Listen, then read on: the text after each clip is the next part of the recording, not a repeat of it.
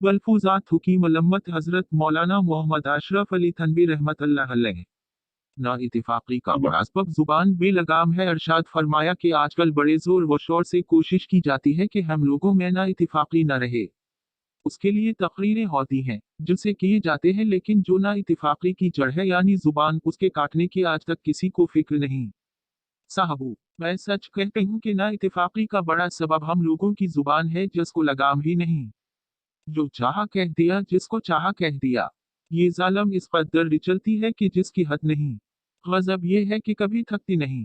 दूसरे आज़म सलन सरात कान हाथ पैर जब उनसे जरूरत से ज्यादा काम लिया जाता है तो थक जाते हैं, लेकिन जुबान किसी वक्त थकने का सा नाम नहीं लेती। इसलिए हदीस में आया है कि जब सुबह होती है तो तमाम याजा जुबान से खुशामद करते हैं कि तो ठीक रहना। अगर तो दरसत रही तो हम भी दरसत रहेंगे, और अगर तो बगड़ी तो हम सब बगड़ जाएंगे।